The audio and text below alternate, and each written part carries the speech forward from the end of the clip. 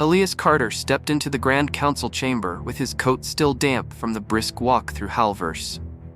The hall breathed old power, vaulted ceilings carved with lupine and ivy, stained glass windows that bled colored light across polished oak, and a long table whose surface bore faint scars of centuries of debates. The chamber's hush was a living thing, punctuated by low murmurs that rose and fell like tide. Members glanced up as Elias entered, the air tightening. At the head of the table sat Mayor Darius McCoy, broad-shouldered and silver-streaked, his presence a steady keel. His fingers tapped in impatient rhythm against the wood, revealing a clawed nail that betrayed his hybrid lineage. Beside him, Detective Brandon Gentry sat rigid, jaw clenched, eyes sharp as a hawk's. Dr. Lyra arranged her notes with exacting care, her fingers leaving small, inked sigils among the lines as if to bless them. Around the room, counselors murmured. The chamber smelled faintly of beeswax and old parchment. Elias's collar fur bristled despite the room's warmth.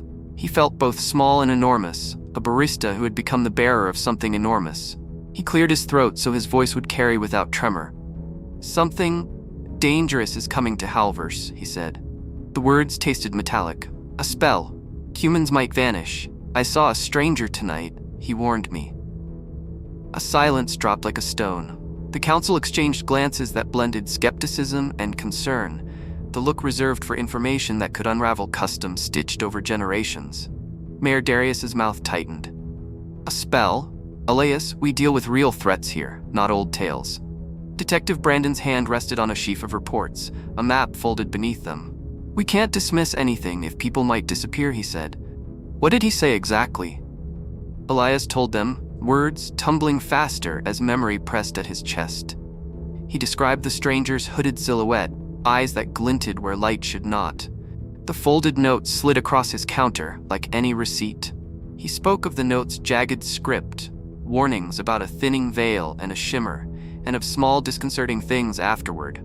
A glass trembling on its own, shadows moving like cats with purpose, a low hum from the storeroom beneath Howling Beans. The faint breath of cold in summer.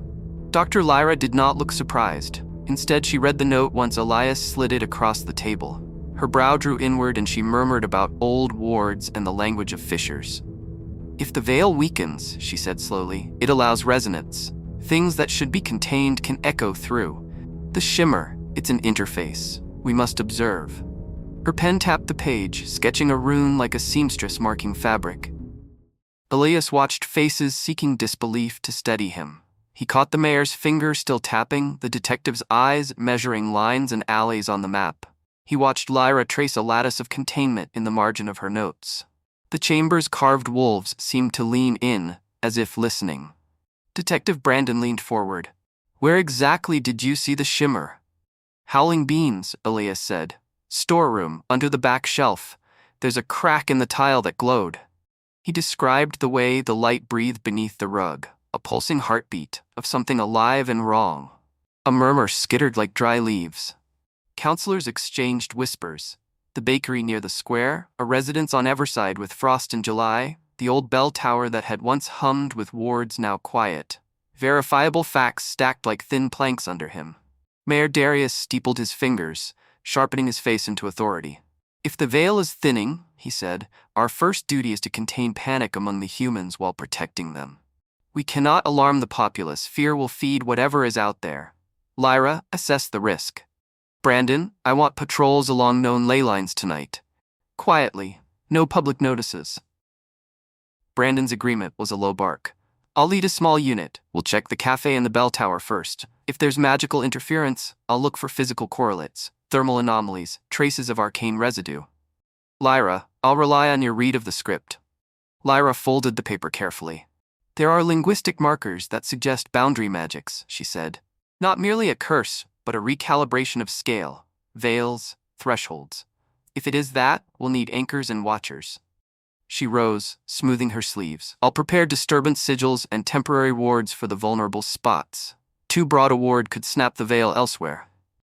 An elder tapped his cane. "And the pack?" he asked.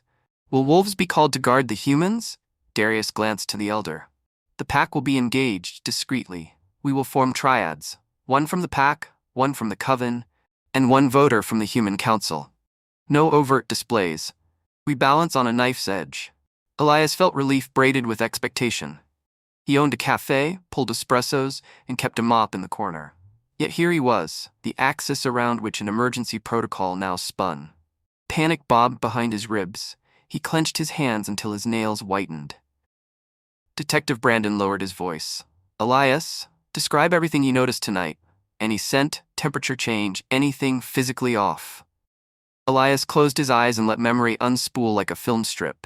The air near the crack tasted metallic like a struck bell. There was ozone and river mud, as if two places overlapped. My ears picked up a high-frequency hum that made the glass vibrate. And, he hesitated, I could feel pressure, like being underwater, but not drowning, like being held. Murmurs peppered the room. Lyra's pencil scratched fast. Brandon's jaw tightened. Underwater, the elder murmured, as if another tide seeks to rise here. A counselor from the human quarter frowned. If humans vanish, what happens to our property, our children? Her voice carried tremor.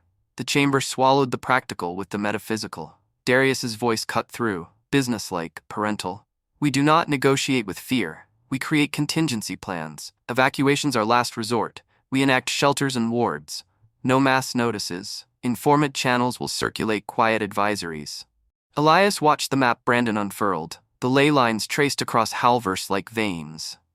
He pointed to a cluster near the market. If the shimmer spreads along those intersections, he began. Brandon's finger landed on the same spot.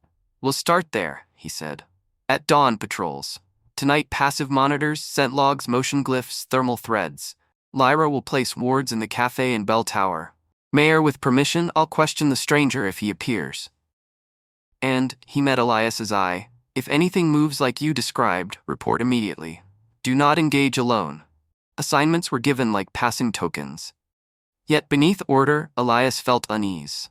He had expected practiced action, but even they carried private tremors. Doubt and the habit of underestimating the unfamiliar. As the session continued, Elias studied his colleagues. Darius bore the wear of someone who favored stability over truth. Brandon had the investigative hunger of a man who preferred evidence to myth. Lyra's hands showed a researcher's precision and an artist's faith. Each of them, Elias realized, carried small human fears wrapped in duty. A sudden gust rattled the windows and a chill crawled across the table. Everyone paused as if the hall inhaled a cold breath. A distant thunderclap rolled over Howlverse, a low drum that vibrated the stained glass. Rain began to lash the windows, slanting under the eaves in a hushed theater of sound. The storm had arrived with an intensity that felt intentional. Mayor Darius's face tightened. He tapped his clawed finger again, slower now, each tap deliberate. Wind pressed the panes like a hand seeking entrance. The chamber doors shuddered, shadows of racing clouds swept across the town. The carved wolves on the beams seemed to brace. We need to prepare, Mayor Darius said. Whatever this spell is, it won't wait for us. Detective Brandon rose, cloak snapping. Secure entry points, set sentries where ley lines intersect. Lyra, ready wards for immediate deployment. Elias, you'll come with us tonight. We'll examine the cafe, set monitors, and ensure the public remains unaware. Elias's throat tightened at being called into action. He had only meant to warn them. He had not expected to be drafted. Still, his resolve solidified with a ferocity he did not entirely recognize. I'll go, he said. The words anchored him. Lyra folded the note into an inner pocket as if storing a talisman. Bring rope, flares, and sympathetic chalk, she instructed. Masks too, we don't know what airborne effects might occur. A clerk scribbled as lists grew. Elder wolves canvassed neighborhoods, witches readied sigils along ring roads. Human counselors were briefed on contingency shelters disguised as maintenance, plumbing checks, electrical overhauls. Preparation bloomed, efficient and hush-quiet. Outside, the storm ramped its fury. Windows fogged, condensation ran in rivulets, stained glass fractured light into rain prisms. Elias imagined the town peeled back, revealing the raw heart of its enchantment. A hand touched his shoulder. Mira stood in the doorway, damp hair clinging to her temples, eyes locked on his. She had followed him, not to admonish, but to stand beside him. Her presence was a tether. She mouthed a single word. Careful. Elias nodded, and the group moved as knots of purpose. They left the chamber in pairs and trios, whispering as they went. The storm's drum followed them down the marble corridor, each roll a punctuation mark demanding action. Rain stung Elias's face as he stepped into the night, and for a second, the shimmer that had taunted him at his cafe flashed along the gutters like a promise. He set his jaw against the cold and let himself be swallowed by the storm's mouth. The council would convene at dawn to assess and decide. Tonight, they acted. He walked with purpose, steps matching thunder's drumbeat. The air tasted metallic and alive. He had delivered his warning. Now he would keep watch and hope the town's measures were enough. Howlverse braced beneath the coming tempest. The chamber's carved wolves watched as the council's lanterns bobbed into the rain, and beyond sight the first edge of the spell's long shadow began to curl over the town. Elias walked through the rain with his collar high, each step deliberate. His thoughts returned to small certainties. The exact pull of espresso, the rhythm of a busy morning, a favorite chipped mug hidden beneath the counter. Those anchors now felt like rope bridges swaying above a dark river. He imagined the humans who came for warmth and solace, the ones who told him about lost dogs and newborns and petty grievances. If the spell took them, what remained of ordinary life? Mira stayed close, silent, and watchful. She moved with the economy of someone trained for danger, yet Elias saw a small flicker of doubt cross her face. They had laughed before about the cafe being a place where magic softened, where people could be ordinary. Tonight, that ordinariness seemed like a fragile bowl suspended over an abyss. They passed the bell tower. Its wards were mute, ironwork glistening under rain. Lanterns at the market swung on cords. No merchants called to customers. Howlverse had folded inward in careful gestures, a town bracing without knowing why. Elias rehearsed how he would speak at dawn. He would give facts without flourish. The note's jagged handwriting, the shimmer beneath the storeroom rug, the metallic taste in the air, the glass that had trembled without a hand. Precision would be their ally. Panic their enemy. Lightning cleaved the sky and washed the town in ghostlight. Thunder rolled, a drumbeat that felt less like weather than punctuation. Elias felt the world tilt on a hinge. Somewhere beyond sight, something ancient had begun to unroll its reach. He tightened his fingers on the satchel holding the burned paper. For now the council had plans. For now they had each other. For now there were maps to mark, wards to draw, patrols to set.